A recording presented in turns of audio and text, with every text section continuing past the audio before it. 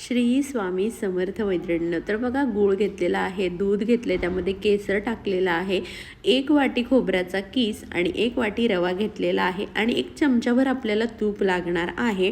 कढई तापायला ठेवली, त्यामध्ये 1 चमचा तूप टाकलेला आहे आणि 1 वाटी रवा घेतलेला आहे। तो अगदी छान खरपूस होईस तोपर्यंत आपल्याला भाजून घ्यायचा आहे।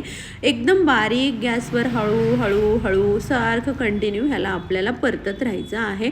मस्त असा खमंग भाजून झाला, थोडासा रव्याचा कलर चेंज झाला की मग आपल्याला त्यामध्ये 1 वाटी खोबऱ्याचा किस टाकायचा आहे। तुम्ही ओल्याही नारळाचा टाकू शकता किंवा सुक्याही टाकू शकता आणि तोही परतून झाल्याच्या नंतर ह्यामध्ये तुम्हाला 2 वाटी दूध टाकायचं आहे। ओके, मी 1 वाटी दूध घेतलं होतं, त्यामध्ये केशर टाकलेलं आणि आणखीन 1 वाटी टाकलेली आहे, पण ती मिस झालेली आहे, म्हणून मी तुम्हाला सांगत आहे की तुम्हाला मात्र ह्यामध्ये 2 वाटी दूध टाकायचं आहे। दूध टाकल्याच्या नंतर व्यवस्थित असं मिक्स करून घ्यायचं। त्यानंतर 1 वाटी गूळ जो आहे तो किसून घेतलेला आहे तो टाकायचा, तोही व्यवस्थित वितळून झाला की 2-3 मिनटं झाकून ठेवायचं आणि असं हाताने बघा मुठीने वळवून बघायचं। जर तुमचं ते पीठ म्हणजे जे मिश्रण तयार केलेलं आहे ते आपलं गोळा होत असेल तर समजून जायचं की ठीक आहे बाबा, आणि अजून जर सुट्ट झालं तर आणखीन दूध टाकून थोडंसं मऊ करून घ्यायचं आहे। आणि त्यानंतर बघा साचा घेतलेला आहे मोदकाचा आणि त्याला मस्त असं तूप लावून घ्यायचं आहे आणि त्यामध्ये हे सारण भरून घ्यायचं आहे।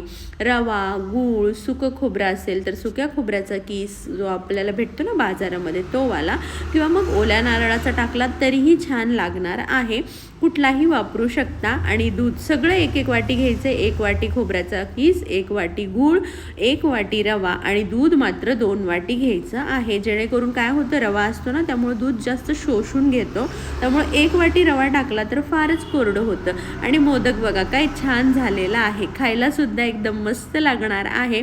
हवं तर ह्याच्यामध्ये थोडीशी जायफळ पावडर, विलायची पावडरही तुम्ही टाकू शकता, पण मी टाकलेली नाही आहे। माझ्या घरातली लोक फार नाटकी आहेत, त्यांना जायफळ पावडर, विलायची पावडरचा सुगंध आवडत नाही, त्यामुळं अशा पद्धतीने बघा अगदी साध्या सिंपल सोप्या पद्धतीने आणि झटपट होणारे असे हे मोदक आहेत आणि काहीतरी वेगळं बाप्पासाठी। आता 10 दिवस बाप्पा आपल्याकडे असतो म्हटल्यावरती वेगवेगळा तर प्रसाद हवाय की नाही।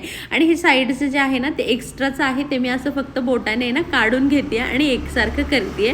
तर एका ह्याच्यावरती पिस्त्याचा काप लावला, एका ह्याच्यावरती लावलेला आहे केशरचं, जे की आपण दुधात टाकलेलं ना ते ह्यामध्ये तशाच केशरच्या काड्या आहेत ते।